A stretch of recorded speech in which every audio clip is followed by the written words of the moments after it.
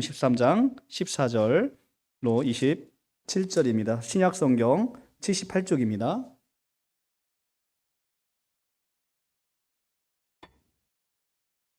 신약성경 78쪽 제가 봉독해 올리겠습니다.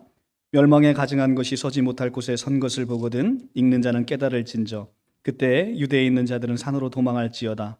지붕 위에 있는 자는 내려가지 말고 집에 있는 무엇을 가지러 들어가지도 말며 밭에 있는 자는 겉옷을 가지러 뒤로 돌아키지 말지어다. 그날에는 아이 벤 자와 젖 먹이는 자들에게 화가 있으리로다. 이 일이 겨울에 일어나지 않도록 기도하라. 이는 그 날들이 환난의 날이 되겠습니다. 하나님께서 창조하신 시초부터 지금까지 이런 환난은 없었고 후에도 없으리라. 만일 주께서 그 날들을 감하지 아니하셨다라면 모든 육체가 구원을 얻지 못할 것이거늘 자기가 택하신 자들을 위하여 그 날들을 감하셨느니라. 그때 어떤 사람이 너희에게 말하되 보라 그리스도가 여기 있다 보라 저기 있다 하여도 믿지 말라. 거짓 그리스도들과 거짓 선지자들이 일어나서 이적과 기사를 행하여 할 수만 있으면 택하신 자들을 미혹하려 하리라. 너희는 삼가라. 내가 모든 일을 너희에게 미리 말하였노라. 그때 그 환난 후에 해가 어두워지고 달이 빛을 내지 아니하며 별들이 하늘에서 떨어지며 하늘에 있는 권능이 흔들리리라. 그때 인자가 구름을 타고 큰 권능과 영광으로 오시는 것을 사람들이 보리라. 또 그때 그가 천사들을 보내어 자기가 택하신 자들을 땅 끝에서 하늘 끝까지 사방에서 모으리라. 아멘. 오늘 마가복음의 말씀은 예수님께서 예루살렘에 입성하셔서 성전이 무너질 것을 지난번에 경고를 하셨습니다. 성전이 무너진다는 것은 우리가 성전의 그 본 기능을 제대로 수행하지 못할 때 하나님께서 그런 성전을 기뻐 받지 않으신다는 것이죠. 우리의 예배도 마찬가지입니다. 우리가 하나님께서 올바른 뜻으로 교회가 세워지고 또 올바른 뜻으로 이 교회가 운영될 때 하나님이 기뻐하시는 것이지, 교회가 커지고 교회가 물질적으로 풍요로워지고 큰 건물을 갖는다고 해서 하나님께 은혜가 되는 것은 아닌 것입니다. 오늘 이 말씀은 오늘 13장 14절로서 이어지는 말씀들은 이게 작은 소묵시라고 합니다. 요한계시록의 말씀을 요약해 놓은 축약판 같은 것이죠. 그렇기 때문에 이 말씀은 기본적으로 예언적인 의미를 담고 있고 예수님이 다시 오실 재림의 때에 관한 것들을 많이 언급하고 있습니다. 오늘 말씀을 하나하나 보도록 하겠습니다. 멸망에 가증한 것이 서지 못할 곳에 선 것을 보거든. 이 가증하다라는 것은 원래 이교도의 우상숭배와 관련 있는 단어입니다. 그래서 이 멸망에 가증한 것이라는 표현은 우상숭배하는 자들이나 그 대상이 너무 가증해서 성전을 버리게 하고 황폐케 한다는 것입니다. 우리는 우리 자체가 신약에 있어서 우리 자체가 성전임을 우리가 보게 되는 것이죠. 성전이라 하는 것은 하나님의 영이 우리 안에 거한다라는 말씀입니다. 하나님의 영이 우리 안에 거하기 위해서는 우선 우리 자신이 이미 깨끗함을 입었어야 가능한 것입니다. 하나님은 거룩한 곳에 단 1분 1초도 함께 있을 수가 없는 분이시죠. 그렇기 때문에 우리 안에 성령이 계시다는 것은 우리가 예수 그리스도의 보혈이 발라져서 이미 깨끗함을 입은 자들이라는 것을 알 수가 있습니다. 그런데 이 성전에 하나님의 거룩한 성전에 멸망에 가증한 것이 선다라는 것은 이것은 하나님의 성전을 성전답지 못하게 만든다는 것이죠. 그래서 우상 숭배하는 자들의 그 가증함을 일컬어 사용하고 있는 말입니다. 예수께서 사용하신 이 멸망에 가증한 것이라는 말은 여러 가지로 해석할 수 있는데 그 대표적으로 이 예언이 AD 70년에 성전의 모독과 파괴로 일어날 것이다. 예루살렘의 성전의 멸망을 언급하신 바로 그 사건으로 이해할 수가 있습니다. 우리는 이미 역사를 AD 70년을 지나서 2022년을 살아오고 있습니다. 그렇기 때문에 AD 70년에 무슨 일이 일어났는지 알 수가 있는 것이죠. 그런데 이 말씀을 듣는 당시의 사람들은 이 말씀이 미래적인 사건으로 이해가 됐을 것입니다. 그렇기 때문에 그 당시의 사람들은 이것을 예루살렘의 멸망으로 쉽게 이해하지는 못했을 것입니다. 그런데 이미 우리가 역사를 살아왔기 때문에 이 말의 의미를 우리는 이해할 수 있는 것이죠. 요세푸스의 기록에 의하면 AD 67년에서 68년에 유대 열심 당원이 성전을 모독하고 성전을 점령한 사건을 기록하고 있습니다. 성경 이외에도 그 사건을 기록하고 있는 것이죠. 그들은 성전을 점령하고 침략자인 파니를 대제사장으로 임명했습니다. 가증한 것이 어떤 물건이 아니라 서지 못할 곳에 서 있는 장래의 어떤 특정한 사건과 인물을 가리키고 있음을 우리에게 암시하고 있는 것이죠.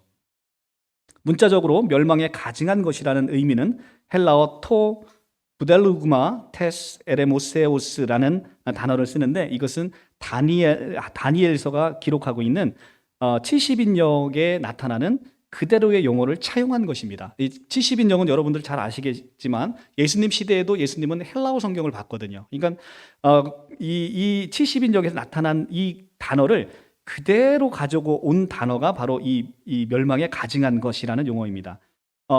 도시의 멸망과 관련해서 성전 제단 위에 세워진 것을 얘기하고 있습니다. 그래서 신성 모독의 황폐함을 언급하는 것으로 이해가 되는 단어인데, 다니엘이 언급하고 있는 이 성전의 더럽힘의 사건은 주전 168년에 안티오쿠스 에피파네스 4세의 유대교 몰살 사건으로 이미 역사에서 나타난 사건입니다. 이것은 마카비 독립운동의 기원이 되기도 했습니다.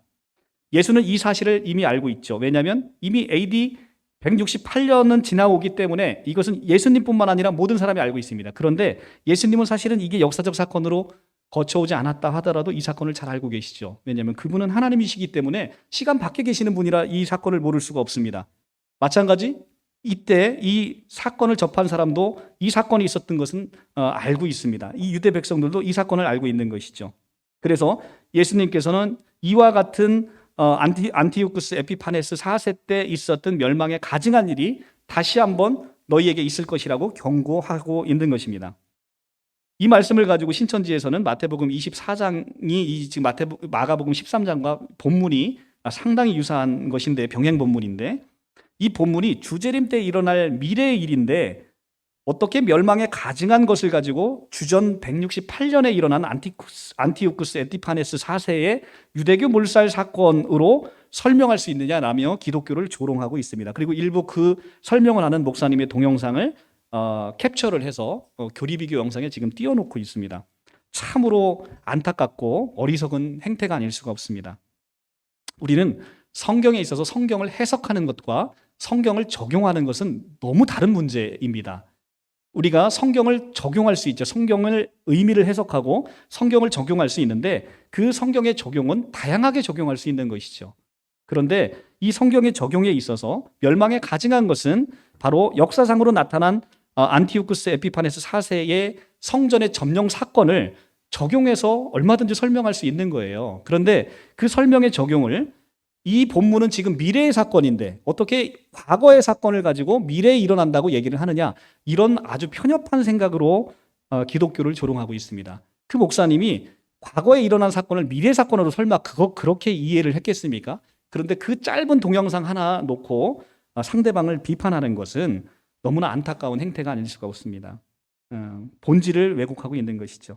그러면서 오히려 자신들은 이 신천지에서는 이 멸망에 가증한 것은 주재림 때 약속한 거룩한 곳인 하나님의 장막 성전을 멸망시키는 사단의 거짓 목자이자 멸망자인 어떤 한 사람을 지칭해서 가리키고 있고, 또 거룩한 곳이라는 것은 첫 장막을 가리키고 있고, 또 거기서 이 도망가야 되는 산은 시온산인 신천지 증거 장막 성전이다 라고 주장을 하면서 어떤 자기들의 그 장막 성전에 나타난 이 역사를 그곳에 맞추고 있는 엉뚱한 성경 해석을 하고 있습니다.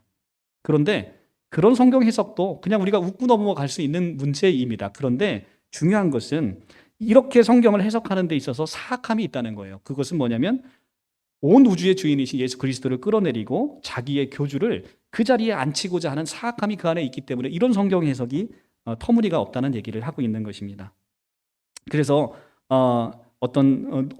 우리가 어떤 것을 비판하고 어떤 것을 조롱하고자 할 때는, 물론 조롱해서도 안 되는 것이죠. 그런데 어떤 것을 비판한다고 할 때는 그들이 얘기하는 것의 앞뒤 문맥을 정확하게 이해하고 정확하게 그들이 주장하는 바를 인지하고 하는 것이 옳은 것이지, 누군가를 맹목적으로 비난하기 위해서 어떤 특별한 영상만을 뽑아서 얘기하는 것은 옳지 않은 일인 것 같습니다. 마가복음 13장 15절에서 18절의 말씀, 지붕 위에 있는 자들은 내려가지 말고 집에 있는 무엇인가 가지고 들어가지 말며 밭에 있는 자들은 겉옷을 가지러 뒤로 돌이키지 말지어다 라고 얘기합니다. 이러한 위기가 일어날 때 자기 지붕 위에 있는 무엇을 가지고 가려고 결코 집 안으로 가서는 안 된다는 것이죠. 이 설명은 도망이 즉각적이어야 된다라는 설명입니다. 그만큼 심판이 무섭고 갑작스럽게 우리에게 크게 닥친다는 얘기를 하고 있는 것입니다. 17절에 그날에 아이벤 자들과 젖먹이는 자들에게 화가 있으리로다.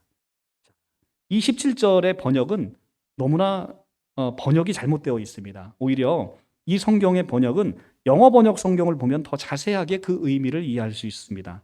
영어 번역 성경에 이렇게 되어 있습니다. How dreadful, 얼마나 무섭겠습니까? It will be in those days. 그날에 얼마나 무섭겠습니까? For pregnant women and nursing mothers. 임신한 여자와 아이벤 어머니에게는 그날이 얼마나 무섭겠습니까? 라는 의미인 것입니다. 그런데 이것을 그날에는 아이벤 자와 젖먹이는 자 화가 있으리로다 이렇게 지금 번역을 했어요. 오히려 말씀이 원어의 성경에 지금 좀 상치되고 있습니다. 도망가야 하는 상황에서 아이벤 자와 젖먹이 어린아이가 있는 자는 가장 도망가지 못하는 자를 대표해서 지금 설명을 하고 있는 것입니다. 그들에게 있어서 도망가야 되는데 아이가 있고 어린 젖먹이가 있어요. 도망가지 못하는 상황이 얼마나 무섭겠느냐라는 표현인 것이죠. 예수는 그러한 상황에 처해 있는 도망가야 하는 이 아이벤 자와 젖먹이 있는 어머니들에게 오히려 동정을 나타내는 표현을 하고 있는 것입니다. 그런데 신천지는 이런 번역상의 오류에 편승해서 기성교회가 마치 어떻게 설교하냐면 그러면 기성교회 얘기대로 하면 처녀만 구원받는다는 것이냐? 아니면 여자가 화를 피하기 위해서 임신하면 안 된다는 거냐? 라고 교리 비교 영상에서 기성교회를 조롱하면서 실문을 하고 있습니다. 그러면서 왜 한기총 목사님들은 자기는 스스로 결혼도 하고 자식도 낳고 자식도 결혼시키느냐 이런 이중적인 행태를 보이고 있느냐라고 스스로 묻습니다. 그렇게 설교한 바도 없고 그렇게 이해하고도 있지 않음에도 불구하고 이 성경의 번역상의 오류에 편승해서 누군가를 그렇게 비판하고 있는 것이죠. 그러면서 자신들은 그 아이벤 자와 젖먹이는 자에게 화가 있으리로다라는 것을 스스로 이렇게 왜곡해서 기독교가 말도 안 되는 설교를 한다고 하면서 스스로 이걸 해결하기 위해서 본문을 영적으로 해석해야 된다라고 가르치면서 어떻게 해석하냐면 아이벤 자는 영적인 씨를 받는 자이고 말씀은 곧 씨이기 때문에 영적인 여자라는 것은 여기서 여자라는 것은 곧 목자, 말씀을 가르치는 목자를 가리킨다. 그리고 젖먹이는 자는 바로 성도들에게 말씀을 먹이는 바로 목자와 전도자를 가리킨다. 그래서 목자와 전도자가 지금 화를 당한다고 하는 것이지 문자 그대로 아이벤 자와 젖먹이는 자가 화를 당하는 것이 아니다. 이렇게 지금 가리키고 있어요. 그러니까 문맥은 전혀 상관없이 엉뚱하게 가리키는 것이죠. 그러면서 왜 그러면 마지막 때에 목자와 전도자가 화를 당하느냐? 그들이 전쟁에 싸워서 졌기 때문이다. 이 전쟁은 바로 영적 전쟁이다. 배도한 목자가 이방에게 멸망당하여 교권을 빼앗겼기 때문에 화가 있을 거라는 설명을 지금 하고 있는 것이라고 성경을 이해하면서 그것을 자기의 장막 성전의 역사와 연결시키는 아주 우스꽝스러운 설명을 하고 있는 것이죠. 여러분들 그 위에 설명 이 본문의 내용이 이해가 가십니까? 이 본문의 내용은 14절의 문맥과 이어서 보아야 되는 것입니다. 14절에 보시면 멸망에 가져간 것이 서지 못할 곳에 선 것을 보거든 유대에 있는 자들은 어디로 도망가라고요? 산으로 도망할지어다라는 상황의 텍스트 아래서 이해되어야 된다는 것이죠. 도망가야 되는 이 텍스트 안에서 도망가야 되는 특별한 환경에서 즉시 도망하지 못하는 예로서 아이벤 자와 젖먹이는 자를 예로 들고 있는 것뿐인 것입니다. 그런데 이 성경 말씀이 왜 아이벤 자와 젖먹이는 자만 화가 있겠는가라는 이 번역상의 오류에 편승해서 그렇게 성경을 마구잡이로 난도질을 하는 것은 아주 바람직하지 못한 것이죠. 18절에 이 일이 겨울에 일어나지 않도록 기도하라. 자, 예수는 그의 제자들이 이런 일이 강물이 많이 불어나 건너기 어려운 우기의 겨울철에 일어나지 않도록 기도하라는 것입니다. 왜냐하면 이것도 같은 논리입니다. 겨울에 도망가는 사람들이 겨울에 얼마나 그들의 그 추위로 인해서 얼마나 고통받겠습니까? 그렇기 때문에 이런 일이 겨울에 일어나지 않도록 기도하라고 권면하신 것이 문맥의 텍스트 안에서 너무나 자연스럽지 않습니까? 이런 번역상의 오류로 인해서 다소 어려운 구절이 있다고 해서 자기들의 영적 성경 해석만이 옳고 다른 것은 비진리라 하면서 다른 곳의 말씀을 비난하고 조롱하는 것은 참으로 옳은 태도가 아니라고 생각이 되어집니다. 우리 모두가 하나님의 계시의 말씀을 어떻게 온전하게 이해할 수가 있겠습니까? 그죠? 그것은 오직 그리스도의 영이 우리에게 알려주시는 만큼만 우리가 알 수 있는 것입니다. 이 성경을 통해서 다행히 하나님이 자기를 계시하셨습니다. 내가 어떤 사람인지를 우리에게 계시하셨어요. 그런데 우리는 하나님께서 알려주시는 만큼만 알게 되는 것입니다. 우리가 하나님의 그 오묘한 진리를 다 안다고 생각하는 것 여러분들의 교만입니다. 그래서 우리는 늘 말씀 앞에 겸손해야 되는 것입니다. 내가 말씀을 좀 배웠다고 해서, 내가 좀 지식이 있다고 해서 내가 그것을 가지고 교만해지면 많은 사람들을 정죄하기 십상이고, 그로 인해서 많은 사람들은 우리에게 있어서 사랑을 배우기는커녕 우리에게 오히려 독서를 받고서 상처받게 되고, 또 그로 인해서 오히려 말씀에서 멀어지는 모습을 보게 되는 것입니다. 너무나 안타까운 것이지요. 3장 19절입니다. 이는 그 날들이 환난의 난이 되겠습니다. 하나님께서 창조하신 시초부터 지금까지 이런 환난은 없었고 후에도 없으리라. 전례 없는 재난, 이것은 예루살렘 멸망에도 해당되지만 예루살렘 멸망뿐만 아니라 AD 70년에 이루어진 예루살렘 멸망뿐만 아니라 앞으로 재림 때에 닥칠 우리의 대환난을 예고하고 있는 것입니다. 20절, 만일 주께서 그 날들을 감하지 아니하셨다라면 모든 육체가 구원을 얻지 못할 것이거늘 자기가 택하신 자들을 위하여 그 날들을 감하셨느니라.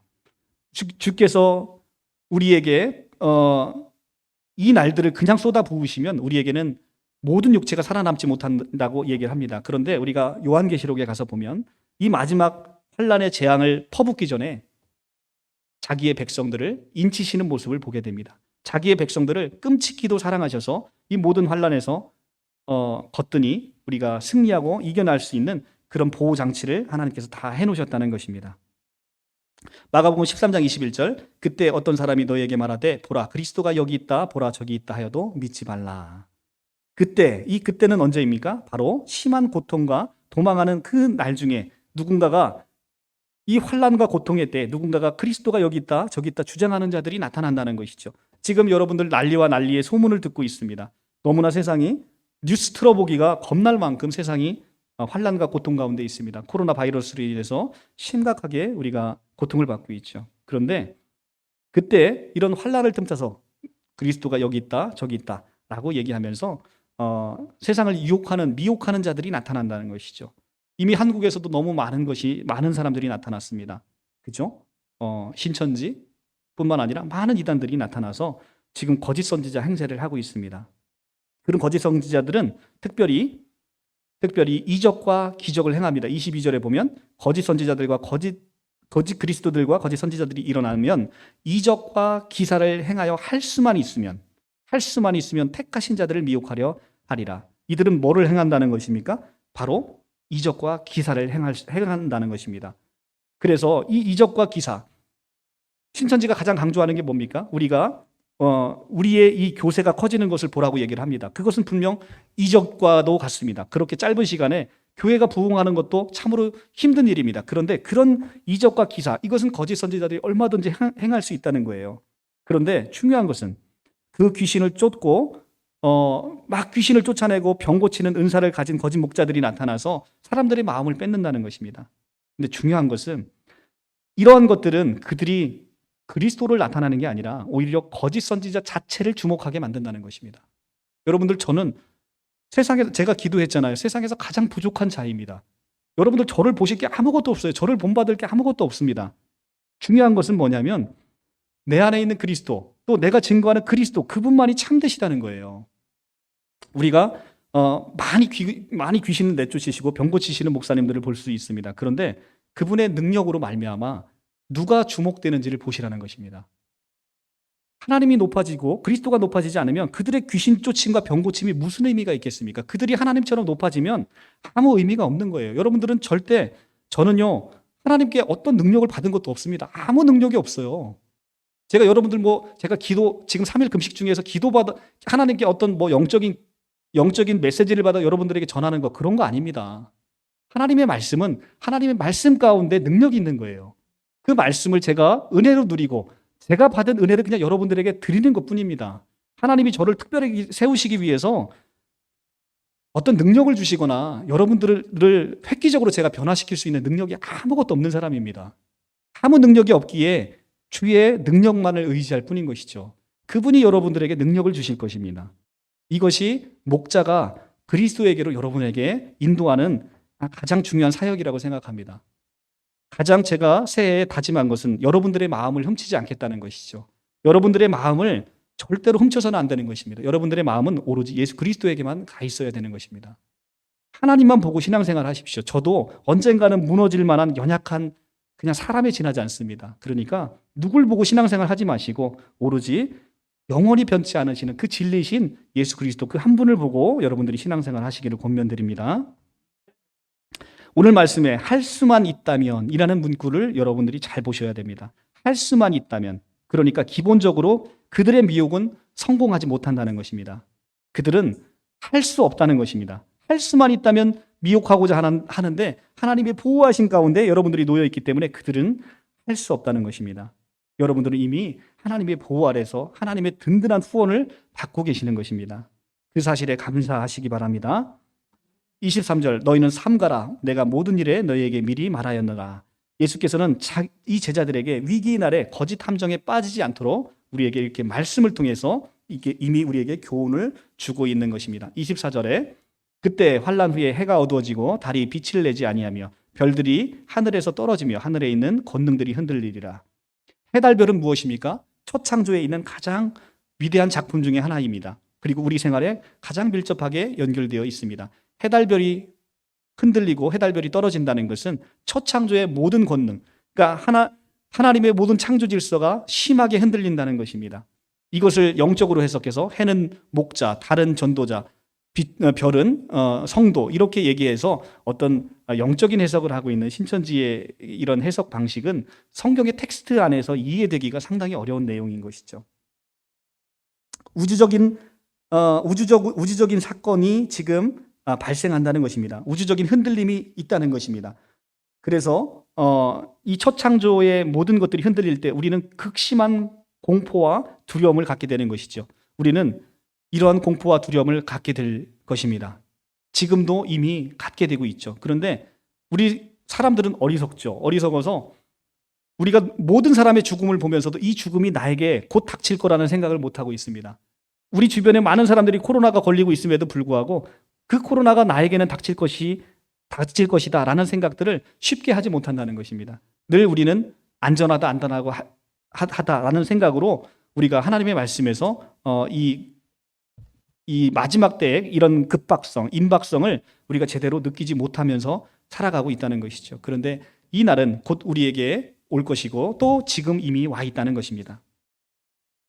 13장 26절 그때 인자가 구름을 타고 큰 권능과 영광으로 오는 것을 보리라. 자, 방금 언급한 우주적인 사건이 발생한 그때 지상에 사는 사람들은 구름 타고 오시는 한 분을 보게 된다는 것입니다. 하늘의 구름은 하나님이 나타나는 것을 상징하고 있습니다.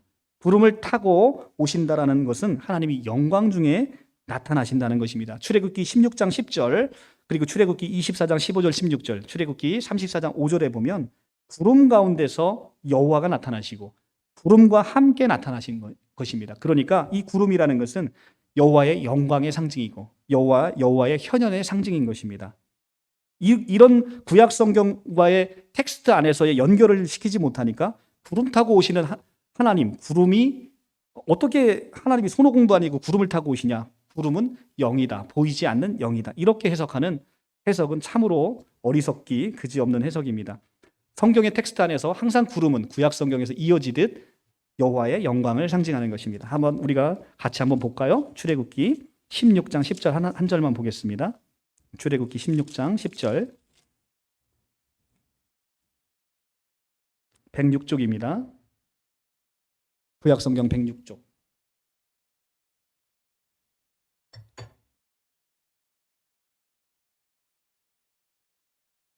(106쪽) 16장 10절 아론이 이스라엘 자손의 온 회중에게 말하매 그들이 광야를 바라보니 여호와의 영광이 구름 속에 나타나더라.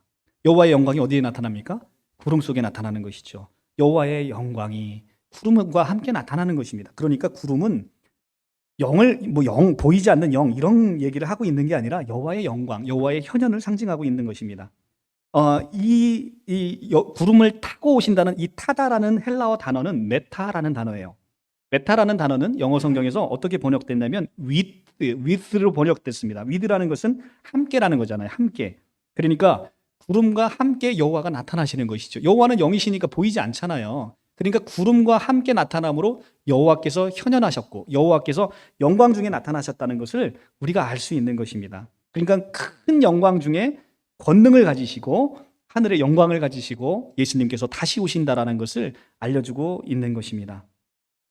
그래서 예수님께서 하나님께서 재림 때 마지막으로 오시는 것을 마태복음에서 자세히 나타났는데 구름 타고 큰 권능을 가지시고 천군 천사와 함께 호령과 나팔 소리와 함께 나타나신다고 하지 않습니까? 근데 만약에 재림에서 나타나셔서 우리를 심판하시는 여호와께서 그냥 생뚱맞게 혼자 달랑 나타나시면 더 이상하지 않습니까?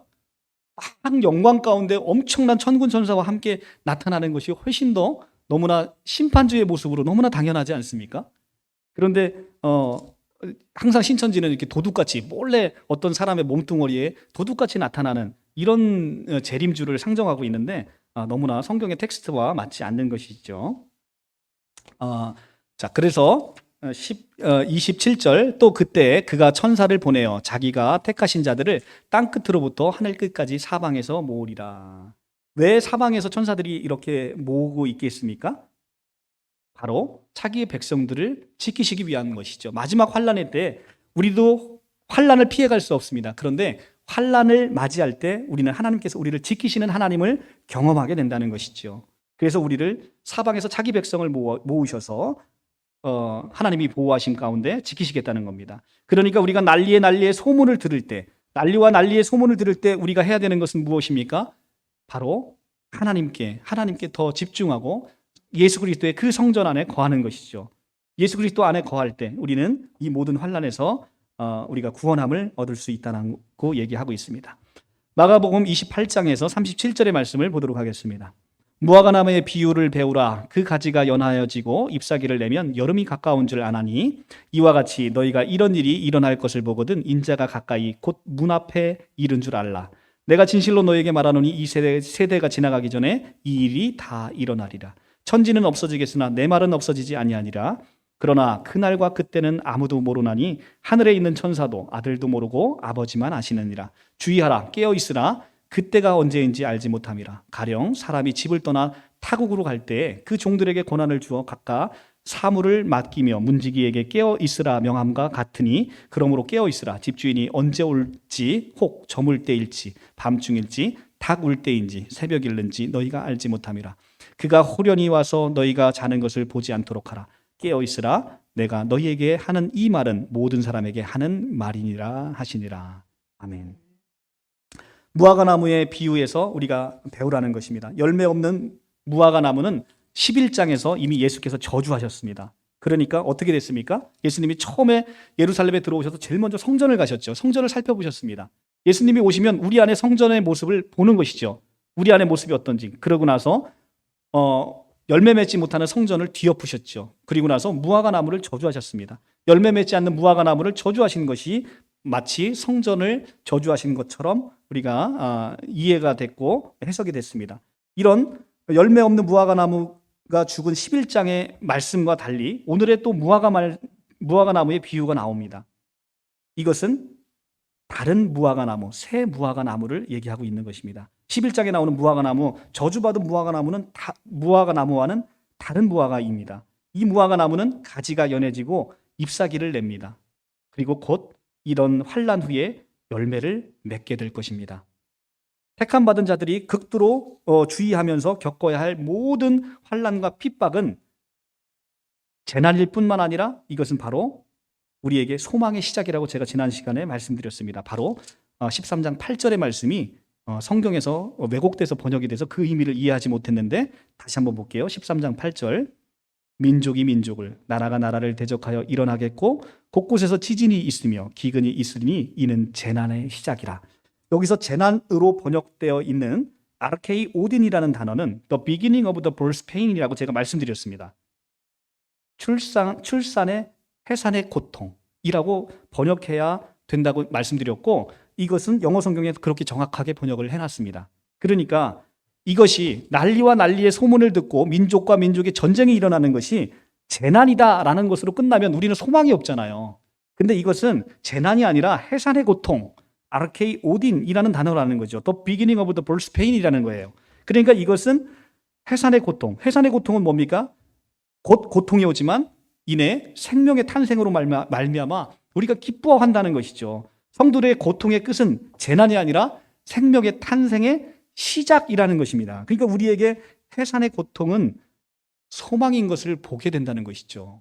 이 환난 날이 오게 되면 우리는 두려워 떨 게 아니라, 두려워 떠는 것이 아니라 우리에게는 이제 지금보다 더 좋은 세상, 지금보다 더 상상도 할 수 없는 하나님께서 계획하신 아름다운 새하늘과 새 땅이 우리에게 곧 임하게 될 것이다 라는 새 생명에 대한 이 소망을 갖지 않으면 우리도 다른 누구와 같이 이런 고통과 환난 앞에서 두려워 떨게 되는 것이죠.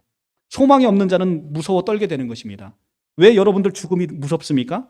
모든 소망이 사라지기 때문이 그렇습니다. 소중한 모든 사람들을 잃게 되는 것이고, 내가 쌓아놓은 그동안 모든 업적과 모든 재산이 한순간에 날아가는 것이죠. 그러니까 죽음은 두려운 것입니다. 소망이 없기 때문에. 그런데 소망이 있는 자들에게는 소망이 있는 자들에게 그것은 설레임이고 그것은 기쁨이 될 수 있는 것입니다. 지금보다도 더 위대한 세상, 더 위대한 만남, 더 위대한 아름다운 교제와 교통이 있는 그 새하늘과 새 땅이 내게 있다라고 한다면, 그리고 이제는 영원히 꺼지지 않는 하나님의 생명이 나에게 왔다는 것이 내가 느껴지면, 그것은 우리에게 재난이 아니라 그것은 소망의 시작인 것입니다. 자, 오늘 이 무화과 나무에서 여름이 이 무화과 나무 잎이 나오면 여름이 가까운 줄 알라고 얘기를 하십니다. 그러면서 우리가 이 무화과 나무에서 배워야 될 점을 얘기하고 있습니다. 자, 그런데 이것은 앞에 있는 무화과 나무, 저주의 무화과가 아니라 새로 핀 무화과라는 것이죠. 이 무화과는 분명 이제는 열매를 잉태할 것입니다. 이 열매가 뭡니까? 바로 새로운 생명입니다. 새로운 생명을 잉태하게 되는 것이죠. 이 세대가 지나가기 전에 반드시 그것이 올 것입니다. 아니, 지금 문 앞에 와 있다라고 지금 얘기하고 있습니다. 그래서 우리에게 깨어서 문지기가 되라는 사명을 우리에게 주신 것이죠. 그것은 뭐냐면 우리에게 맡겨진 모든 우리의 공동체 식구들에게 그 구원의 생명으로 인도하라는 것입니다. 무화과 나무에서 비유해서 우리는 배우게 되는 것은 그 가지가 연해지고 잎사귀를 내면 여름이 가까운 줄 우리가 봐야 되는 것이죠. 자연적인 변화가 일어나기 시작하면 그 적합한 순서와 시간에 따른 결과를 기대하는 것이 자연 법칙입니다. 잎사귀가 내면 곧 여름이 가까운 걸 우리가 느낄 수 있잖아요. 그죠? 그러므로 이와 같이 너희가 이런 일이 나는 것을 보거든 인자가 가까이 곧 문 앞에 이른 줄을 알라고 얘기를 합니다. 예수께서 곧 재림하실 때가 곧 가까이 왔다는 거예요. 그러니까 무화과 나무 비유해서 잎사귀를 낸다는 것은 잎사귀가 나면 여름이 오듯이 지금 환난과 엄청난 전쟁과 기근이 오면 여러분들 뭘 생각하시라는 거예요? 예수께서 다시 오실 날이 멀지 않았다라는 것을 여러분들을 그것을 깨워서 그것을 알으라는 얘기를 하고 있는 것입니다. 일부 극단적인 세대주의자들이 이 본문을 무화과 나무 비유의 본문을 이스라엘 독립 1948년에 있는 이스라엘 독립으로만 연결시켜서 굉장히 편협한 해석을 하고 있습니다. 그러니까 이스라엘이 독립됐으니까 이제 곧 그때로부터 예수님이 이 세대가 지나가기 전에 예수께서 오신다고 하니까 그날로부터 이 세대를 계산해서 시한부 종말론을 선포하고 있습니다. 굉장히 위험한 성경 해석이 아닐 수가 없습니다. 지금 본문은 인자가 가까이 문 앞에 이른 줄 알라라는 것은 분명히 예수님의 재림을 언급하고 있지만 무화과 나무에 잎이 난다 해서 여름이 이미 와 있는 건 아니죠. 여름이 가까이 와 있다는 얘기지 여름이 이미 온 것이 아닙니다. 마찬가지로 인자의 오심은 지금 이미 이런 재난을 통해서 가까이 와 있는 걸 우리가 느낄 수 있지만 이미 온 것은 아니라는 것입니다. 이 재난이 다 우리에게 있어져야 될 것이라고 얘기를 하는 것입니다. 그러니까 내가 오실 바로 그리스도다라고 여러분을 속이는 이단 사이비 교주들의 그 말에 여러분들 현혹되지 말라는 얘기를 지금 하고 있는 것이죠. 그리스도께서 이 세대가 다 지나기 전에 이 일이 다 이루어질 거라고 얘기를 합니다. 여기에서 이 일로 번역되어 있는 타우타라는 헬라어 단어는 바로 예루살렘의 멸망과 함께 재림 이전의 모든 징조를 포함하고 있는 단어입니다. 그러니까 예루살렘의 멸망뿐만 아니라 모든 징조를 포함하고 있는 것이죠.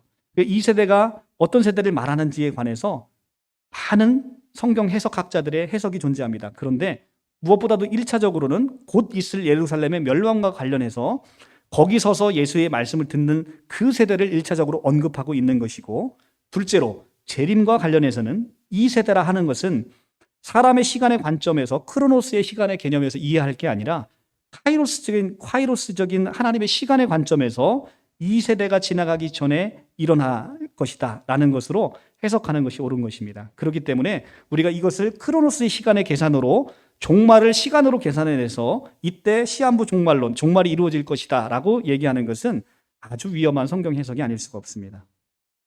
그런데 이 멸망의 날이 임박했고 곧 시야에 들어오게 되었음은 성경에서 분명히 이야기하고 있습니다. 그러므로 이 일은 분명히 확실히 일어날 일입니다. 그리스도께서 이런 일들이 단순히 저들에게 놀라게 하기 위해서 하신 말씀이 아닙니다. 하나님의 예정 안에서 반드시 일어난다라는 것을 여러분들에게 얘기하고 있습니다. 31절, 천지가 없어지겠으나 내 말은 없어지지 아니하리라. 천지는 없어져도 지금 다시 와서 너희의 모든 것을 내가 심판하겠다라고 하겠다는 그 하나님의 말씀은 없어지지 않겠다는 거예요.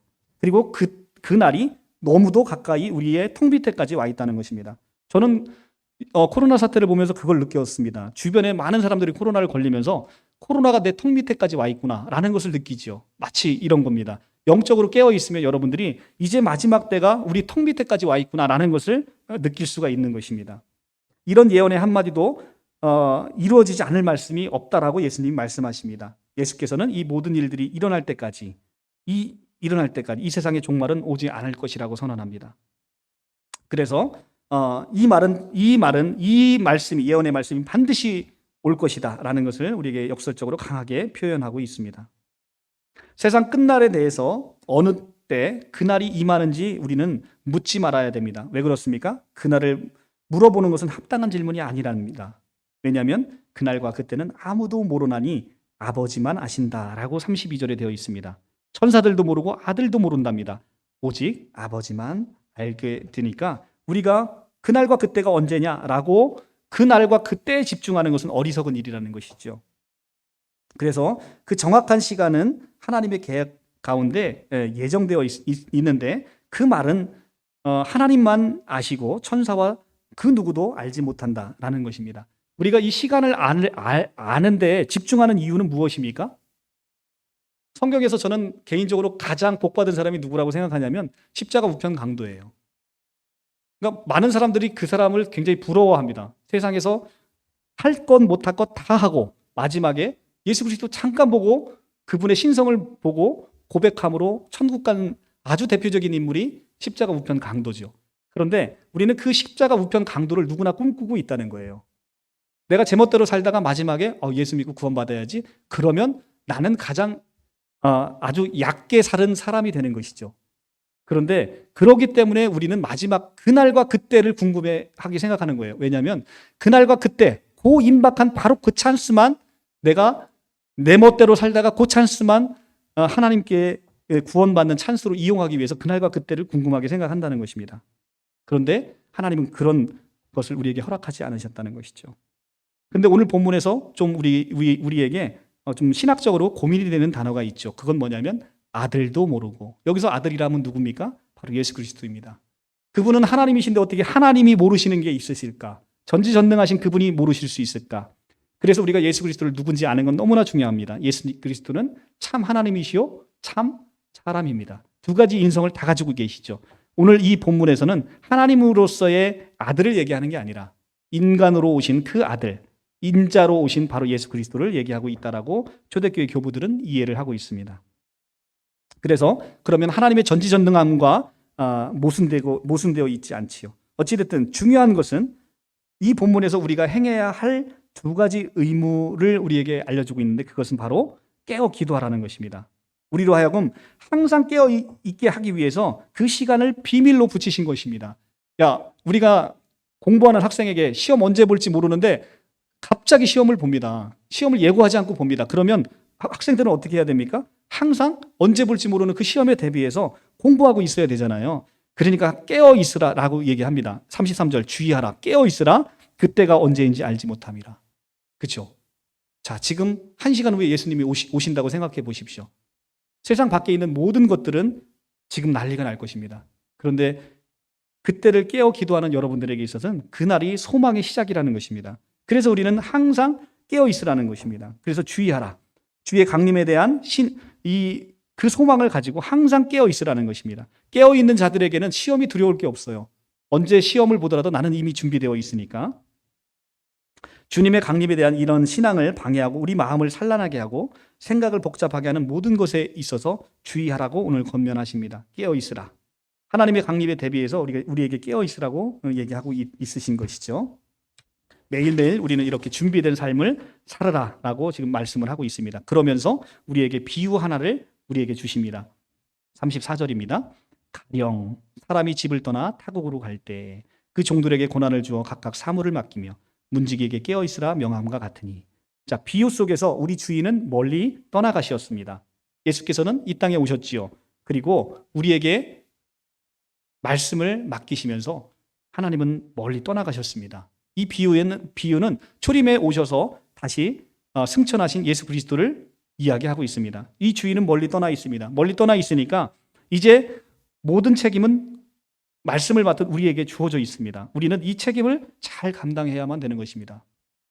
너희는 성령의 권능을 받고 온 유대와 예루살렘과 땅끝까지 이르러 내 증인이 되라고 말씀하셨으니 우리는 그 말씀 맡은 자로서 이제는 그 증인에 대한 삶을, 말씀을 전하는 삶을 우리가 살아가야 되는데 이 주인이 언제 올지, 이 타국으로 가신 이 주인이 언제 올지 우리가 모른다고 해서 우리에게 맡겨진 사명을 그냥 내일 하면 되겠지, 아니 모레 하면 되겠지, 이렇게 우리가 우리 스스로의 핑계를 대면서 그것을 정당화하고 있는 것이죠. 그래서 지금 우리에게 많은 권세를 주셨습니다. 우리에게 많은 권세를 주시고 많은 은혜도 주시고 많은 축복도 주셨습니다. 그런데 우리가 그것을 가지고 올바른 문지기로서의 깨어있음이 없으면, 우리가 경성함이 없으면 아무에게나 문을 열어줘서 우리의 하나님의 성전에, 그리고 또 우리의 사랑하는 가족의 도적대와 강도들에게 문을 열어주지 않도록 깨어 주의하라고 얘기를 하고 있습니다. 여기서 깨어 주의하라는 도적과 강도에는 가장 중요한 도덕과 강도는 바로 사탄일 것입니다. 그러니까 우리 영이 잠들어 있으면 우리 가족을 스스로 우리가 지키지 못하는 것이죠. 우리가 일곱 난장이의 그 우화를 보면 일곱 난장인가요? 아니 일곱 난장인가요? 일곱 독사가 나오는 게 누구죠? 하여튼 독사가의 그 여우의 이 탈을 쓰고 와서 똑똑 두드리면서 여우가 이제 그 탈을 쓰고 와서 엄마인 것처럼 해서 문을 열어주잖아요. 그 일곱 난장이 아닌가요? 아니에요? 염소예요? 예. 어쨌든 네. 그들이 문을 열어주지 않습니까? 문을 열어주는 것은 그들이 깨어있지 못하기 때문에 그렇습니다. 우리가 분별하고 우리가 하나님의 영에 깨어있을 때는 그것을 분별할 수 있다는 것이죠. 우리 주님께서 돌아오시기를 기다리면서 우리는 항상 깨어있지 않으면 안 된다고 얘기를 합니다. 우리 주님은 다시 오실 것입니다. 그래서 주님께서 오시되 집을 떠나 타국으로 간 집주인이 돌아와서 그 종들과 그들에게 맡기신 사물을 결산하실 것입니다. 우리가 그걸 결산할 때 잘했다, 착하고 충성된 종이라는 칭찬으로 여러분들이 다 서 있기를 간절히 축원합니다. 우리는 주님께서 언제 어떻게 오실지 알지 못하는 거로 우리가 깨어 있어야 하는 이유인 것입니다. 주님께서 우리가 항상 깨어 준비하라고 하시면서 대단히 현명하게도 돌아오는 시간을 분명히 밝히지 않으셨습니다. 시간이 밝혀졌다라고 한다면 우리는 게으르게 살다가 그 시간에만 깨어 있으려고 할 것입니다. 그러므로 하나님께서 우리에게 이 시간을 알려주지 않은 것도 우리에게 은혜고 감사가 아닐 수가 없습니다. 그런데 우리는 알 수 있는 것이 있죠. 이제 때가 저물었다는 겁니다.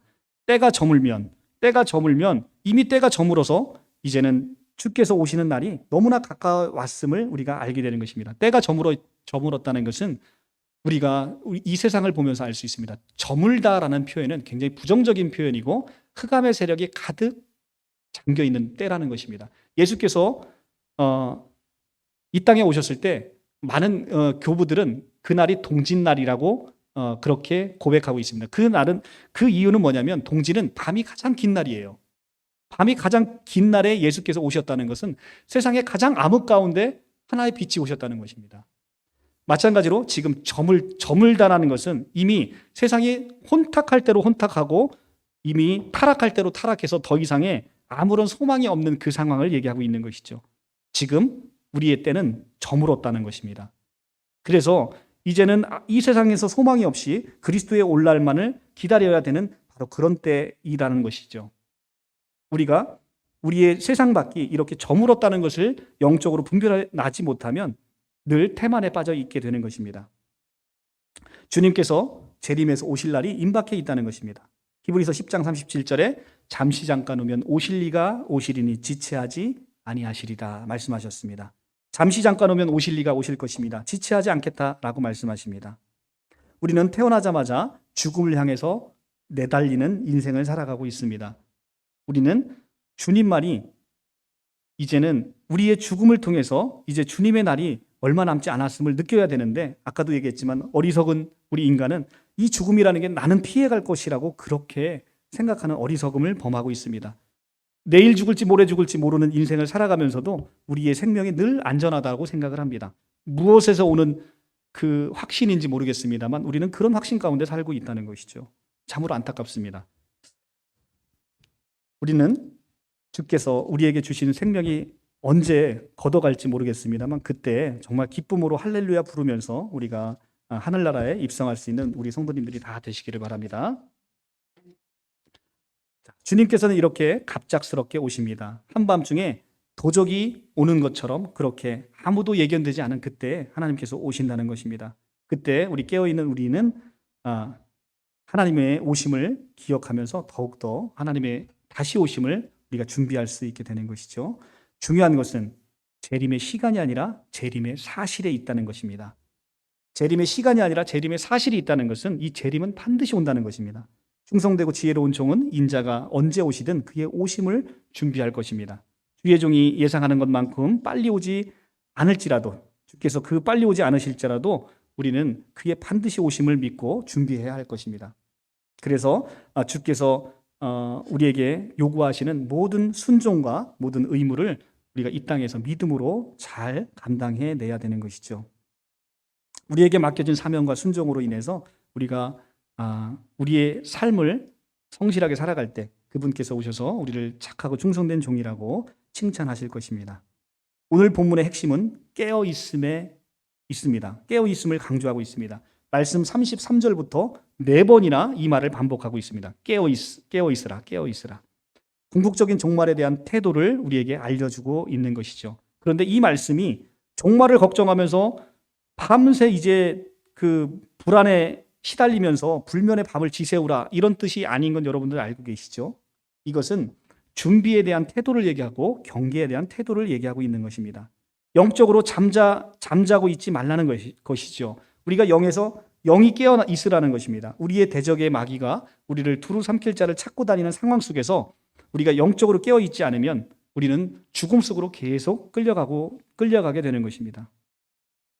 세상은 죽음의 바다입니다. 세상은 죽음의 바다에, 이 죽음의 바다에서 여러분들이 생명을 가지고 나갈 때 여러분들은 생명을 전하는 것이죠. 여러분들 하나가 미랄이 돼서 이 생명을 전하면 온 땅이 여러분들의 아름다운 하나님의 생명으로 가득 피어나는 것입니다. 그런데 어떤 사람이, 여러분들 보시면 알겠죠. 어떤 공동체에 정말 어마무시한 사람이 한 사람이 들어옵니다. 그 사람이 사망을 가지고 들어오면 그 공동체 전체가 사망으로 물드는 것을 여러분들 볼 수가 있죠. 마찬가지로 우리 하나가 생명을 가지고 들어가면 온 공동체가 전체 그 생명을 누리게 되는 것을 우리가 알 수 있습니다. 여러분들은 그 하나님의 고귀한 생명을 이미 주셨어요. 그리고 그 생명을 마음껏 나눠줄 수 있도록 허락되셨습니다. 여러분들 아끼지 말고 나눠주세요. 여러분들 가장 사랑하는 자녀부터 나눠주시기 바랍니다. 그리고 여러분들 사랑하는 모든 사람들에게 나눠주시기 바랍니다. 제가 설교에서 늘 말씀드리잖아요. 백화점에서 그죠? 루이비통 백 그냥 공짜로 막 나눠준다고 해보십시오. 100개 한정판으로. 누구한테 연락하시겠습니까? 제 사랑하는 순서 리스트 100개를 쭉 만들 거예요. 그죠?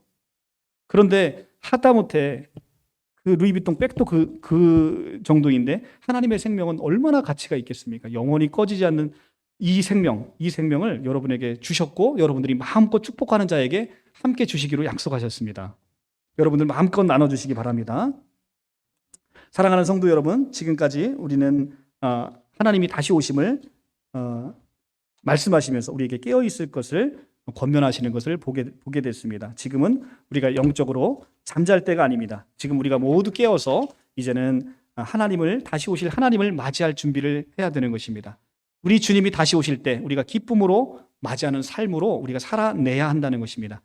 여러분도 걱정하지 마십시오. 그 삶에 성령 하나님께 함께 하셔서 여러분들이 사망의 음침한 골짜기를 걸어갈지라도 우리가 해를 두려워하지 않는 것은 여호와께서 늘 나와 함께 하심이기 때문이죠. 여호와께서 여러분들의 삶에 함께 하시겠다라고 약속하셨다는 거예요. 이제 여러분들이 좋든 싫든 여러분들이 그분 손아귀에서 벗어나고자 해도 벗어날 수 없는 사람이 됐다는 거예요. 그것이 감사하다는 것입니다. 그것이 하나님의 언약으로 이루어졌다는 게 감사하다는 것이죠. 그것이 하나님도 이제는 어찌하지 못하는 하나님의 법으로 정해졌다는 것입니다. 그게 가장 감사하다는 거예요.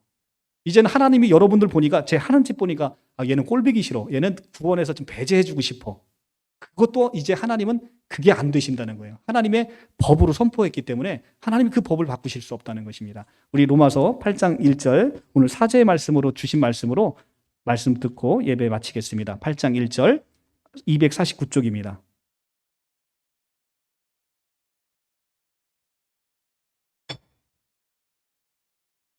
로마서 8장 1절에서 2절 249쪽